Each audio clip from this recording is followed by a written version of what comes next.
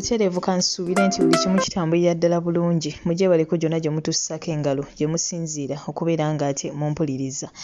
Amanya enzo Omumbejja Aisha Nassolo bantuuse okubeera ng'ate mbongerayo n'ebigenda mu maaso mu ggwanga lyattu Uganda. Kyenkusaba kiri kimu, subscribe nga teekako akadde olimu okubeera ng'ate missing out updates. Yes, ensonga tukyali kuza Pastor Kayanja. Mukwano gwange nga nkyarifalinga Butereevu ku ka video ate ke nasoose ku playing olunaku olw'eggulo. Waliwo omuvubuka ayitibwa Mukisa Elisha. Kyemanyi mwenna muzzenga mulaba mu interviews ez'enjawulo. Ensuubira omuntu eyasinga omukolako interview ne zitambula bamuyita Saimo Official. Yali musiyazi wabula ebintu bino n'agamba mbu abivuddemu era Butereevu n'avaayo era y'omu kati kubalwanyisa abasiyazi. Ennyongera okujjukiza nti yazze mu inbox yange n'abako obubaka obw'enjawulo bwampeereza bintu bingi nnyo bye yampeereza nga mwe muli obumu ku bujulizi obulaga like abantu abamu abasiyazi bu video bw'abaana abalaaja n'abapasita be basiyaga kugamba bintu bingi nnyo nnyini ddala. Kati nno era nabadde Butereevu nkyali awo era nampeereza obumu ku bubaka. Waliwo obutambi eggulo bwe nagenza ate ne nkutuusako wano mukwano gwange omu ku bavubuka ababadde balaaja na Butereevu yavuddeyo ate n'aweereza omukulu ono Mukisa Elisha obubaka ng'amutegeeza mbu ali mu kutya olw'ensonga nti atandise okutiisibwatiisibwa nga screenshot eyo mukwano gwange woogiraba era bw'atyo ng'ategeeza mikwano gye saakaate n'ab'eŋŋanda n'abantu bonna abafaayo nti senga wabeerawo n'ekintu kyonna ekimutuukako Pastor Kayanja mbu yavunaanibwa ku nsonga zino. Screenshot eri awo Butereevu yeri ku screen yo osobola okubeera ng'ate naawe ogiyisaamu amaaso era bw'atyo ng'ategeeza mbu atandise okubeera ng'abatiisatiisa olw'ensonga nti baavuddeyo ate munnange ne bamwabya. Ebintu bino nyongera okujjukiza nti nga nze abyogera mukwano gwange sibirinaako bukakafu bwankomeredde bwe nyiza kugamba nti ddala Pastor Kayanja bino abikola oba tabikola, wabula twesigamya ku buneeno obujulizi, twesigama ku buneeno obutambi obw'abaana ab'enjawulo, abavubuka ab'enjawulo abavaayo ne balaajana nga bagamba nti ki?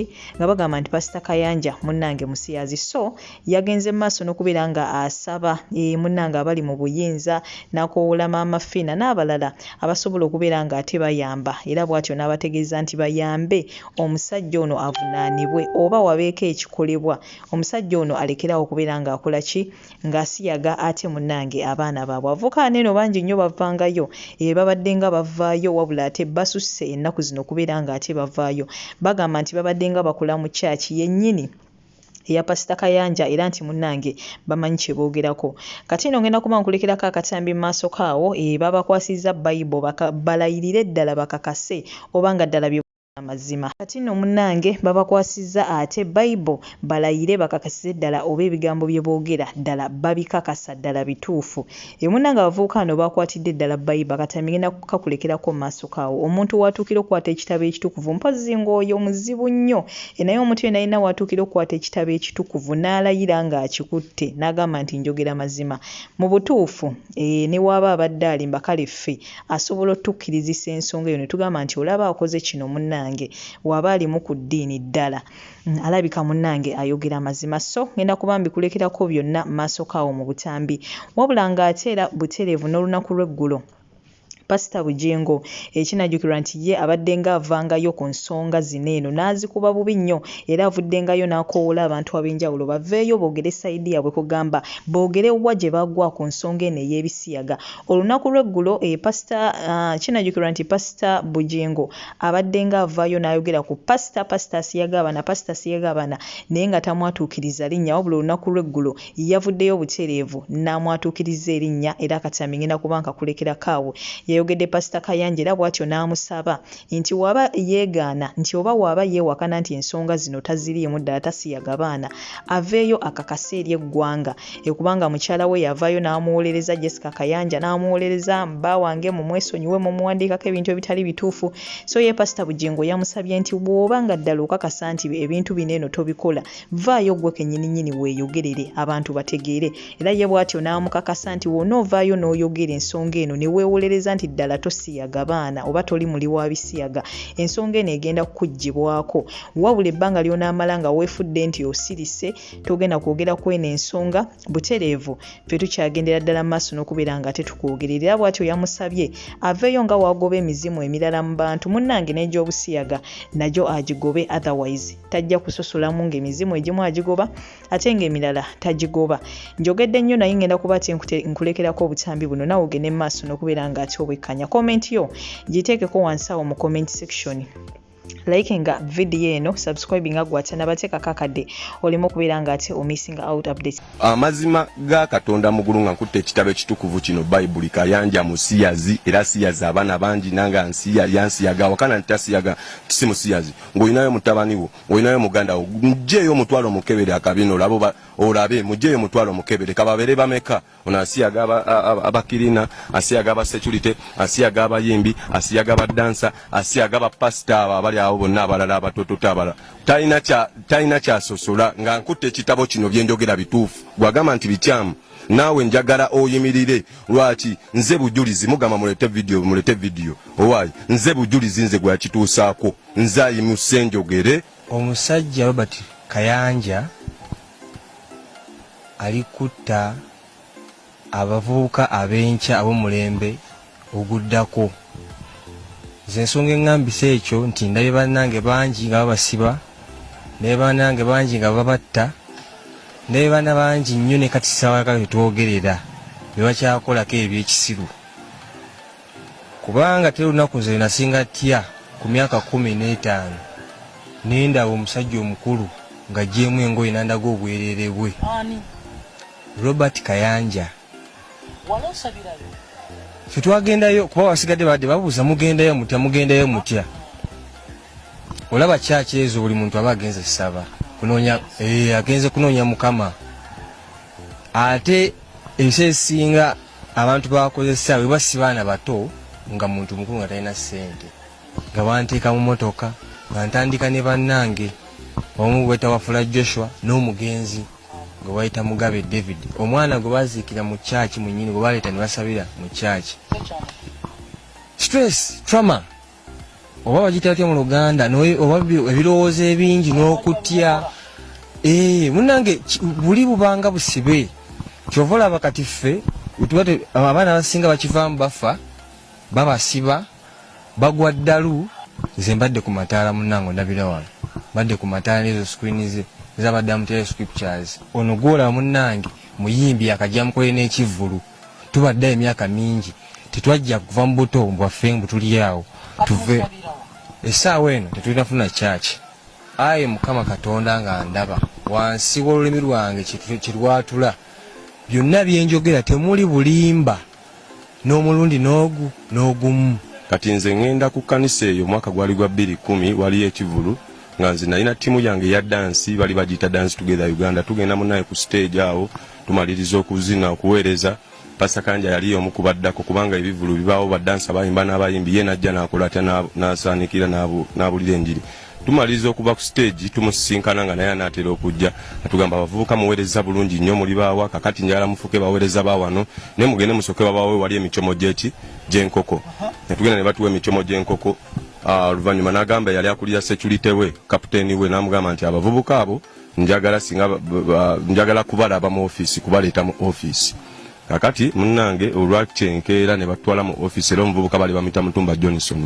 n'atwala mu ofiisi awo okutuukayo nga tutudde awo ku reception ne batandika okutugamba munnange tugenda bayamba mugenda fuka badansa baawano tugenda kubafunira ennyumba mugenda okubeera kakati era oluvannyuma oyo muvubuka Enoka linganga secretary we n'atugamba kati mutuula awo ngenda kujjawo omu ku omuntu mugende mulabe pastor naye nze gwe batandikirako nga bantwala munda mu ofiisi ya pastor nga ngenda era Enoka nga avaayo aggalawo nga tusigala munda mu ofiisi naye ng'atandika okujja okungamba young man yalina erinnya lyange yalitegedde dda nga alibuuziza Johnson baiki how are you are good najja nampa akafuba n'atandika okunyiganyiga nga simanyi kigenda mu maaso naye we natiira ne ntandika okwesika natandika okunkwatakwata wansi kabina n'okunyiganyiga obusolo kati okuva omulundi gwe yasembayo okunsiyaga gwali mu 2018 April kuba yankolera ekivulu 2018 April nga 21 kati ekire kikesoolo olunaku olwo yansiyaga yankolako ebikolo ebibi ennyo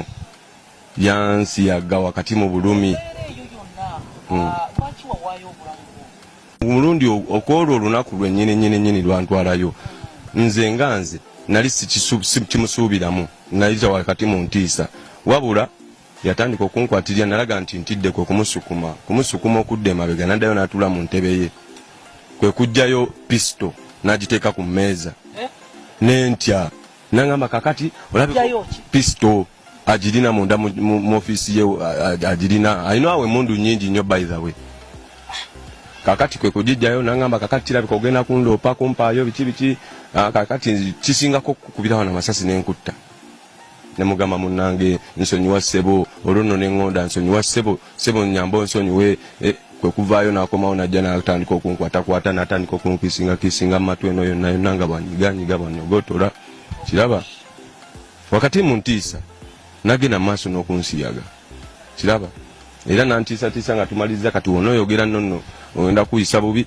kwe kugamba awo sekulitalewe kakati omuvubuka ono omufunireyo kyomufunidde biki agende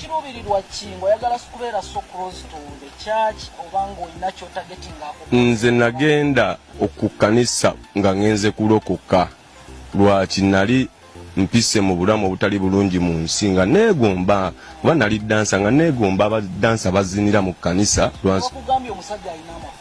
nga nzize nkimanyi nti omusajja alina amafuta kuba ebyo nali nabiwulirako dda naye nga sikikakasa kuba first time nali mmanyi agenda nakunzita busi nze nali mmanyi nti ate ono omusajja bwebamwogerako birala kyakatta busi baana nayita wakati mu ntiisa yali yamaanyi akinkoze emirundi gye sitamanyi ng'asasula anti wuliriza omuntu wakugamba nti bw'olimpaayo nja kutta kutya kubeera kumu ekyokulala tuzze tulaba abaana bajja bavaayo okwogera ku nsonga eno engeri gy'abayisaamu abasiba ababuzaawo abalala bafa okiraba nebagwa eddalu okiraba abagwisa eddalu nina bemmanyi bangi nnyo basudde eddalu nze sikyalina kutya kiraba nze ntuuse okuvaayo nga newansuula eddalu kasitamba nga ntegeezezza omuzadde ali eyo alinayo omwana nze newaba nga nzise naye nga ntegeezezza ensi ekiriwo kubanga n'ensi tugiryako makola ate n'ensi tosobola gijja n'ogimalako yesero kati gwe balamu okuva mu anti nkugambye nti ekikolwa kino kasita kikuyingizaamu nze nakingiramu ndi mu senior 4 kiraba najja nga nsuubiza ampeerera n'aba nga agamba ati agenda kumpeerera nampeerera naye nafuna girlfriend awo enjawukana yaffe nayo yali kubanga ye takkiriza muntu kubeera na girlfriend ng'omuli next ng'omuli close oba okuzaala kati ffe twazaala n'atukikinga out kiraba kubanze 2018 awo omukyala wange yafunira olubuto oyo era gwe mwaka gwe yankoleramu concert kiraba kati yagenda okulaba nga nze nfunye omukyala ate nga ndiriida mu madzi nze omu kubali bakubirira abavubuka awo kumirako sentera programs mwagirabanga bali bagita madzi company ng'ebeerawo buli Saturday ey'abavubuka kiraba nga nze agikulira nze abeerako nze akozesa abaana hype session kati nze engeri gye ndiriida yagenda okulaba nga nja kuyonoona abali abaana abalala kubazambya abawala kubanga era ne muzi houses zaabwe eyo house gye yali yampa gye nali nkulira ey'abaana temwalimu muwala n'ogwo kakati kino ekintu kyemmanyi kiri spiritual kyamwambala alina okubeera nga kuba kyekintu ekikola nze nkyegendereza tasobola kuyimirira ku stage n'abulira okuleka nga amaze osiyaga buli omulabaawo nga ali ku stage abulira abeera amaze okubaako omwana gwazina kati ekyama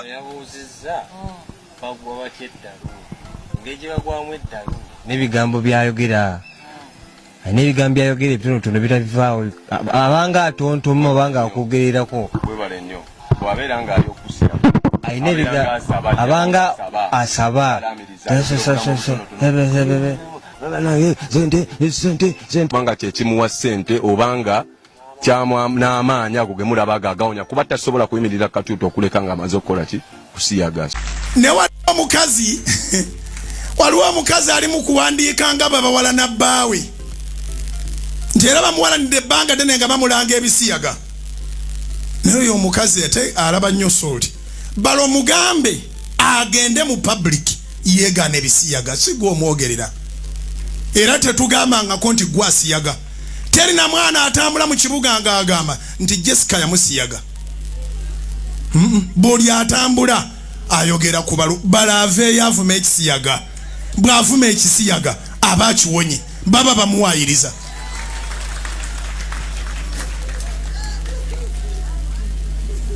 Bino ebintu tebyagala mu PR. Katonda akebera mutima. Uganda we yatuuse tewakyali alina kirabo kyakusirika. Mbambi gundi mukama yamuwa ekirabo ekyokusirika ne boogera batya tayogera. Ku kisiyaga twali alina kirabo kyakusirika. N'olwekyo tusaba mu mutima mulungi ng'abooluganda. Robert Kayanja gwoba oyogera nti tolya bisiyaga okyawa ebisiyaga twayagalira ddala bisiyaga bannange okolimire n'ekuba ebisiyaga oli musajja w'amaanyi osaba essaala ekifo kyo bakiyita Miracle Center saba wabeerewo Miracle egobe ebisiyaga mu Uganda.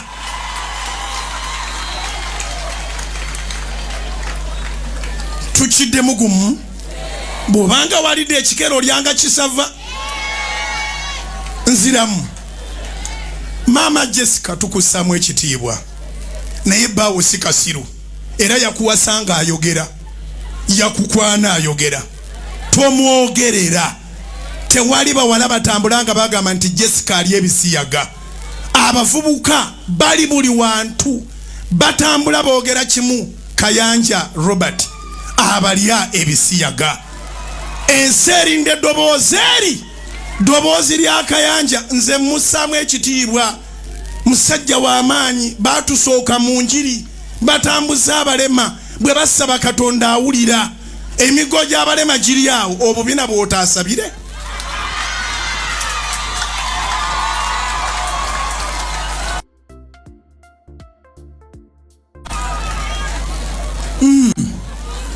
Robert yali mafuta mangi. Robert Kayanja asabe buli muntu anaagezangako okugenda mu kabina mukama amukutulire waawo akolimire ekisiyaga ebisigadde temujja kwewolereza.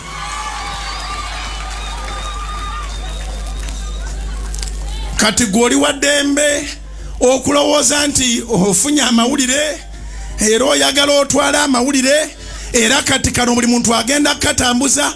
Naye nze sigenderera kutambuza akantu. Ekigendererwa kyange kulaba ng'omusajja yabuulira abangi ne balokoka avuddeyo ne yeegaana sitaani ng'ensi etunula yeegaane sitaani n'ebisiyaga bya sitaani.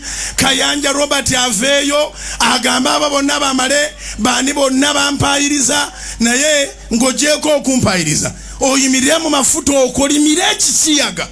Uganda egenda kwesonyiwa egenda kumanya oli mutuufu. Azironga zitosobola kukolimira kisiyaga muli ba Luganda nakyo.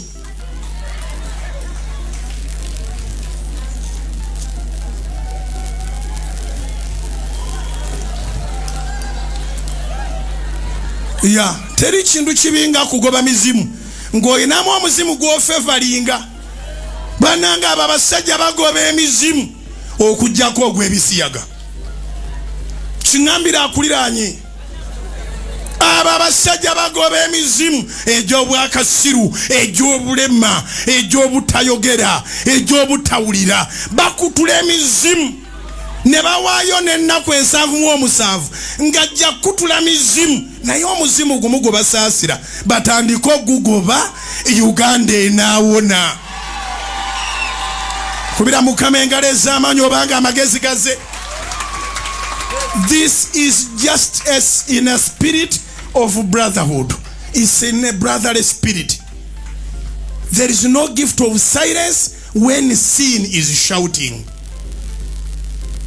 Twali muntu alina kirabo kyakusirika ne boogera batatanyega nga bannabyabufuzi boogera abatalina na mandeeti yakubikula Bayibuli n'ogoba emizimu gyonna n'ogimalawo n'okola omukwano n'omuzimu gumu gugobe. Ffe tulinza okuva olwaleero Robert Kayanja wa Uganda ekirabo ky'amazuukira atandika essaala egoba omuzimu gw'ebisiyaga in the mighty name of Jesus. Bameka abalinze Robert Kayanja wa Uganda ekirabo mu Easteno awa Uganda ekirabo ky'amazuukira. Museveni tumubanje ekirabo kyakusayininga tteeka erigoba ebisiyaga lifuuka etteeka. Robert Kayanja mukadde waffe aludde mu njiri tumusaba y'ekirabo ekyo tobaako ogwogulira ngoye totwala bucket ku luno tositula bintu yimirira ogoba omuzimu gw'ebisiyaga. Mukama abampeera omukisa.